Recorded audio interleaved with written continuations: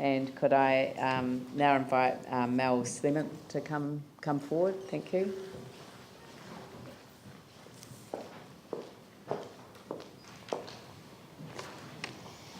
Hi. Hi. I'm Melinda Slemnt. Thanks for the opportunity to speak to this today and for all the great work that you guys are doing. I am an architect and I live in Mount Pleasant with my husband and 3 young children. And I just wanted to say, in addition to my submission that I made, that Christchurch has got some really critical challenges ahead, not just around funding and affordability, but also, like the other speakers that I've heard this morning have been saying, that also around our carbon and ecological footprint and public health crises, demographic shifts, and of course economic challenges. So from my professional thinking, I think we need new ways to achieve our goals of greater resilience and vibrancy, sustainability, urban health, and of course economic success. Money is a big deal this time round, and money for the wrong things is way too expensive. So my category of wrong things includes substandard development and design, costly suburban sprawl, which is bankrupting some cities in America at the moment, and certain money for roading and other counterproductive ideas. You'll know that Auckland Council are currently challenging the government to pay the true costs of infrastructure associated with some of the proposed special housing areas. So reading around, young Americans are turning against car-oriented low-rise life now. They're flocking back to the city centres where they're renting apartments, taking trams, walking to work, hanging out in coffee shops. There's this kind of change going on. They're typical of the young people that we need to attract to Christchurch to ensure our growth and reduce our average age going forwards. Uber was in the press this morning. That's the car sharing app. They're coming to Christchurch. These kinds of things are going to massively change the way that we use our vehicles and live in the city. This and other apps, public transport, they will reduce, of course, our subsequent needs around roading and car parking, and I know that you've also heard a lot around those issues. We know that we need to be offering successful communities with livability and quality of life.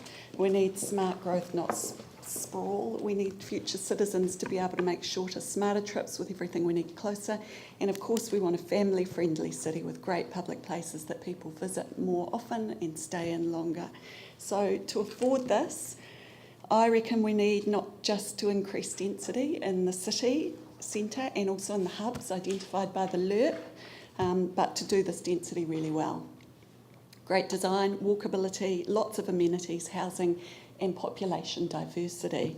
The LERP review tells us that the uptake in the greenfield priority areas has been huge, with 70% of those potential sections already developed. That's nearly 30,000 new sections on the edge of Christchurch. That's maybe 50,000 more commuters going to be coming in their cars in the short term, because at the moment the alternatives aren't necessarily there yet.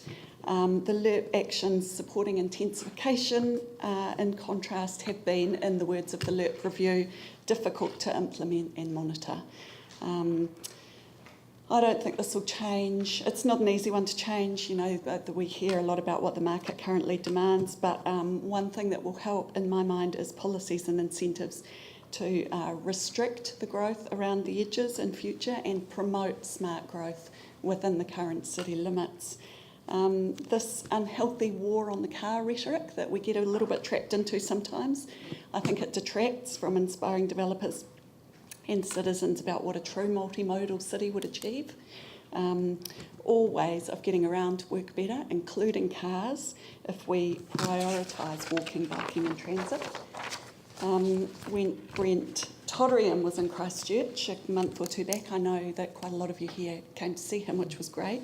He mentioned the greatest urban design decision that Vancouver ever made, and Yanni and Paul, sorry you've heard me say this before, but in 97, 20 years ago, Vancouver changed their transportation plan. It was game-changing. They decided to prioritise the ways to get around instead of balance them. So that's a big difference. The active, healthy and green ways, which is walking, biking and transit, they were prioritised first. Then it went on to goods movements, freight, for the purposes of business support and economic development. And lastly, they prioritised the private vehicle. Brent says that Vancouver still devotes quite a lot of energy to making driving a greener and healthier proposition, you know, electric vehicles, policies and zoning and incentives that contribute to car sharing, that kind of thing. But the private vehicle still 20 years later remains the last priority. It's not anti-car, it doesn't ban the car, but prioritising it last has had a dramatic change on that city. And they've had 20 years to prove that it works. So this isn't experimental stuff, but it's still cutting-edge thinking. So the model understands the law of congestion. It proves that when you build a multimodal city, it's better for everyone. It makes the city work better in every single way. It guides thousands of physical decisions, including budget allocation, which is why I'm saying it today, and I'll be saying it to the LERP review as well.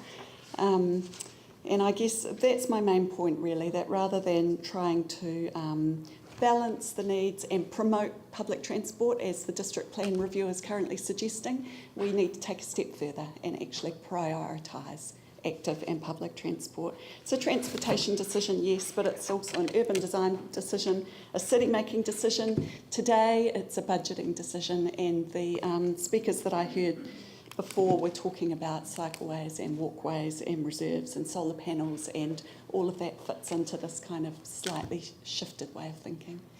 That's great. Thank you. Well, thank you very much. I'm sorry there's no time for questions, and it's not an ideal process, this, but we have hundreds of submissions to get through. Thanks for the opportunity. No, thank you very much. It was an excellent submission.